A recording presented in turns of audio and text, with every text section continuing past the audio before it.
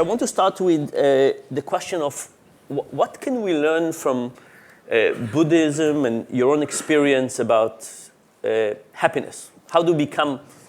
Well, I was thinking about, since the panel was titled about pleasure, about the relation between the two.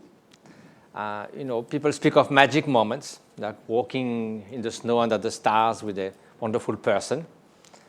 And then, but sometimes they say it's magic moment, there's nothing I can do about it. But if you think about why was it magic? At that time, there was a sense of having no inner conflicts, of feeling sort of a bit spacious with the universe, with the loved one, and so this kind of peace. So it's not that magic. You can understand why it happened. So could we consider that as something like a way of being that we could cultivate as a skill?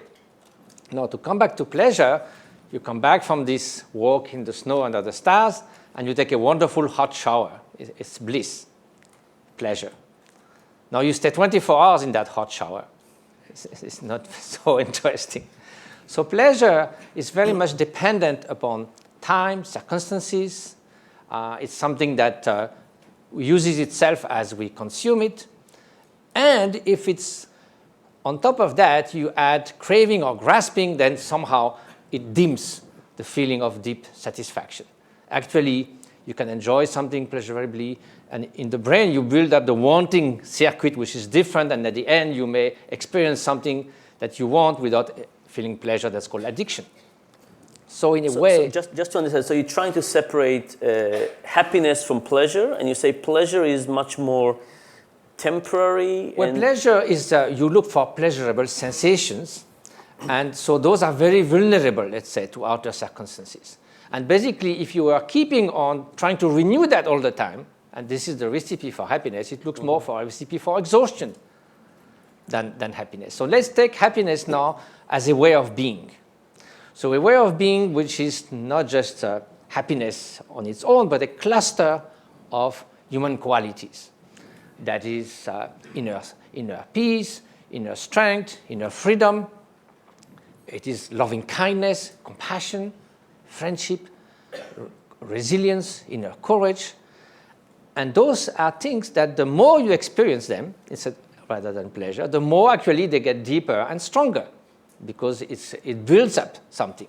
So in the end, you end up with inner resources to deal with the ups and downs of life, no matter what happened, at the opposite of pleasure. So it builds a platform in life on which you come back after winning the lottery, you come back, or even go below. If it's a drama, you also come back to that platform, but you raise that platform as a skill. So now, it's also something that gives you a sense of confidence that you can go through the ups and downs of life. So therefore, you feel less vulnerable. You feel less threatened.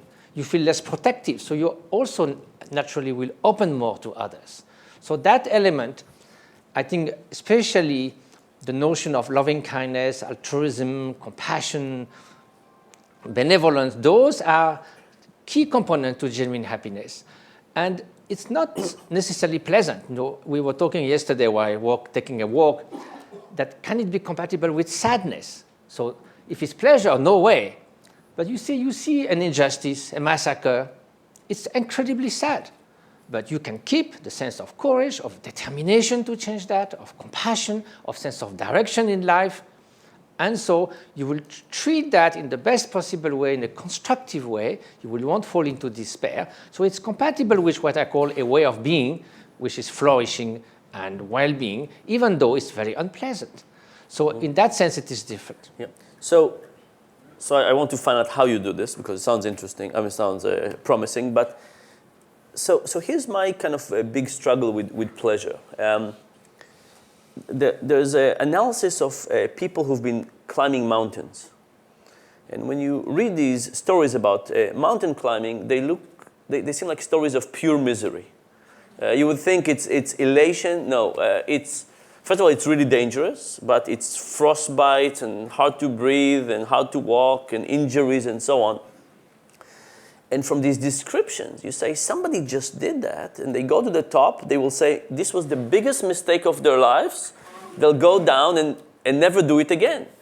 And from then maybe just try to get simple pleasures out of life rather than this horrific experience. Nevertheless, people finish climbing big mountains in the Himalayas and they go back and do the same thing again. And it's the kind of pleasure that looks to me like it's not captured day-to-day thinking. It's a pleasure that comes from achievement, and it's a pleasure that comes from competition. It's a pleasure that comes from overcoming challenges. It's a pleasure that comes from pain and misery in some interesting... You know the idea of flow. Yeah. It is not so much the competition. I think flow is something that you are fully engaged in. You forget yourself. It's just challenging enough that you have to put the best of yourself, and not too much that you panic. So it's not boring and not stressing. So flow can be achieved through mountain climbing or a surgeon or an artist. It could be achieved also through meditation. It's flow without action. So a continuous stream of experience which has a quality, a sense of flourishing, that the time takes another value. When I sit in my hermitage, some people say, it must be so boring, sit months alone in the hermitage.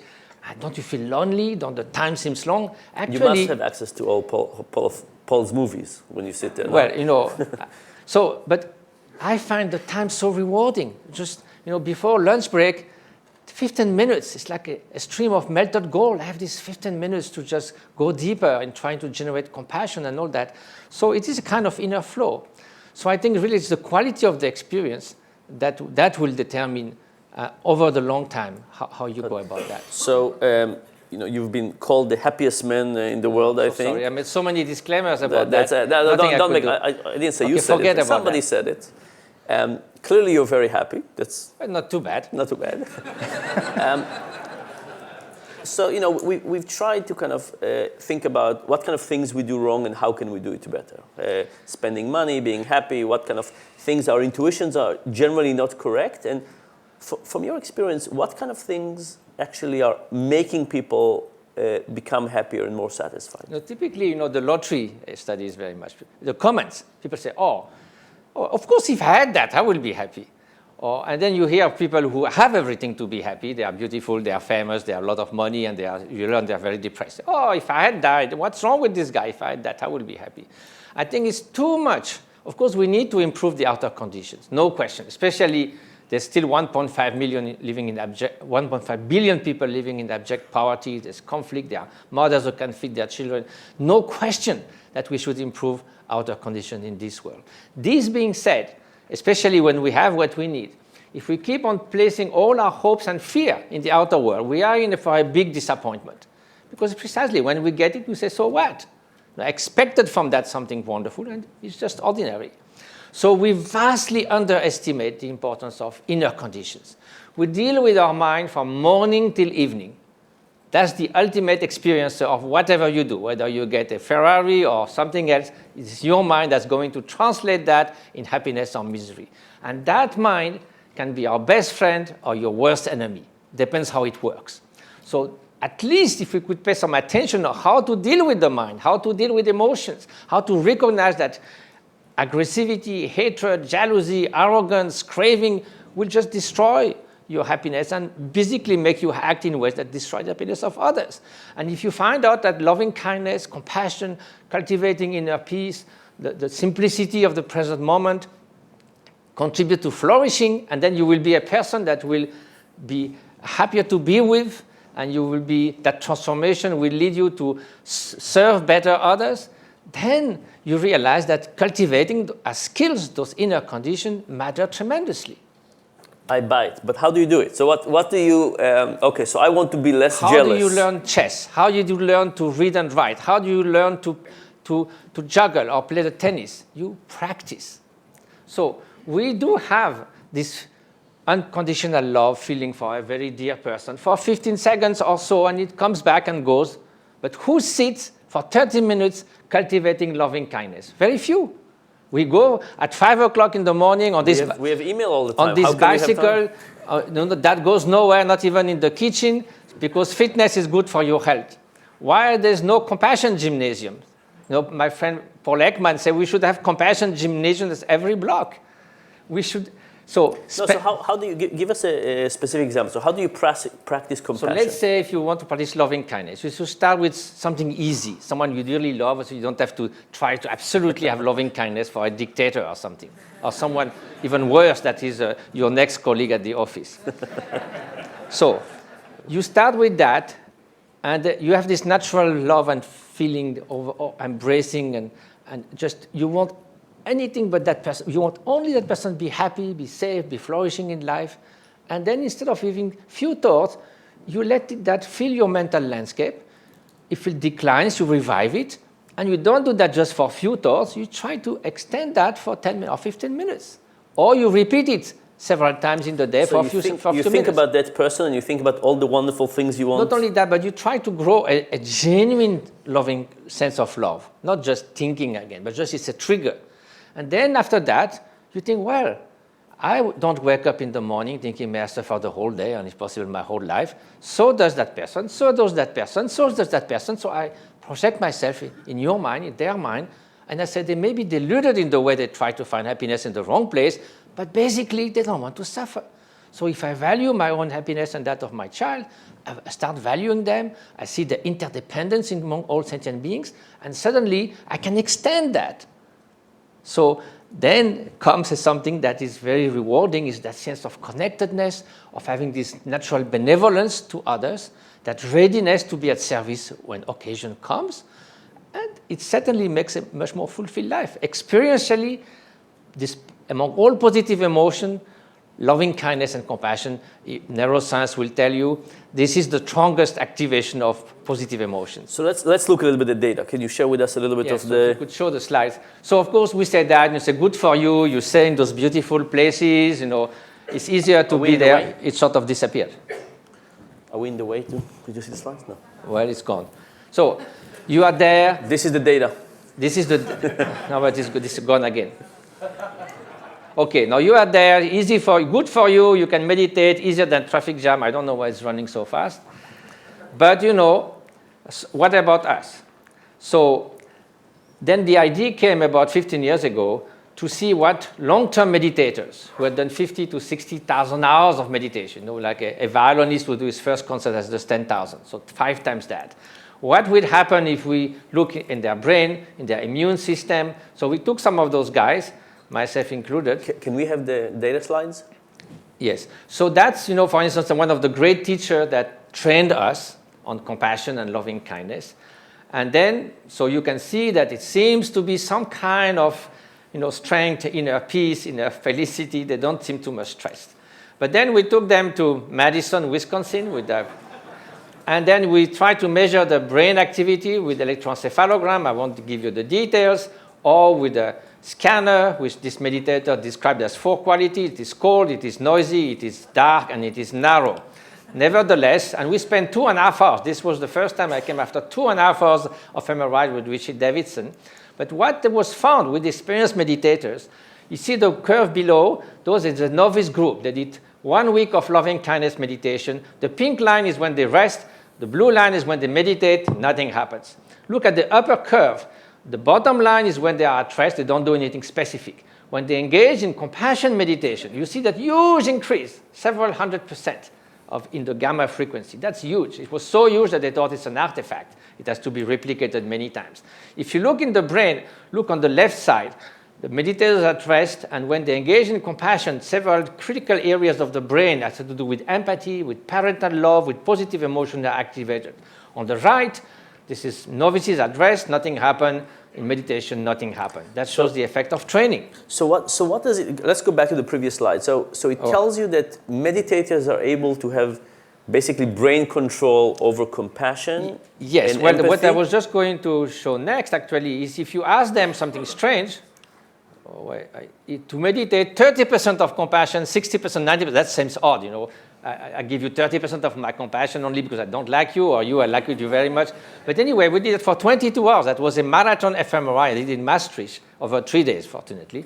And it turns out that those subjective feeling of 30% of bringing compassion and more, it matches with what is measured in the brain. So you can actually just generate brain state at will. And similarly, Now we could show that, of course, that's fine for 50,000 hours. Now it will show that 2 weeks can make change in the brain. Structurally, this in hippocampus, which, as you know, is what integrates novelty when you have new experiences. And in many other areas of the brain, 2 weeks, 3 weeks, 8 weeks, it already makes structural change. It's just neuroplasticity is taking place simply with 30 minutes a day of mind training. So that's a huge potential as a secular contribution to society. It's not going to the Hermitage. It's doing it simply as much as you do physical fitness, you need to do emotion and mental fitness. That's great. So as a last question, so you've Buddhism for a long time, have practiced kinding, loving meditation and have argued it's correct. Now the neuroscience is showing changes in the brain as according to it of both experts and novices. Why do you think this is not part of the human intuition of the modern world, that this is something we should be doing? Because how many people here meditate? That's probably a big percentage compared to a regular audience. Why do you think this is not something that people First of all, we need intuit? to demystify. meditation in Sanskrit means bhavana, means to cultivate or to become familiar with. So we become familiar with many things, but possibly not exactly the right things for genuine flourishing. So in the Eastern tradition, this is part of life, so not as odd as here. Yeah. So I think it's probably that we vastly underestimate the potential of mind to change as skills. Oh, this is for granted. I'm like that, take it or leave it, but I can't do much about it. So that's a loser sort of perspective. But what neuroscience shows, and that's why that collaboration is so fruitful, is that neuroplasticity can happen at all ages, and it starts within 2 weeks, and it certainly makes a difference, and in the behavior. I mean, we don't have time, but just now we are with Richard Davidson, there's a program for preschoolers, 4 or 5 years old, 8 weeks, very simple training of pro-social behavior, gratitude, and so forth. And you will be amazing of the result. It completely breaks after 8 weeks the in-group, out-group. They give as much, we ask them to give stickers to their best friend and to the less likely friend in the class after 10 weeks, although in the beginning they give everything to their best friend. So simple interventions, secular, that based on this experience from the contemplative side, that can be an immense contribution. We also work, for instance, with burnout. I have to stop you. Yeah. This has been fantastic and inspiring, and I'm looking forward to more. Thank you very much. Thank you so much.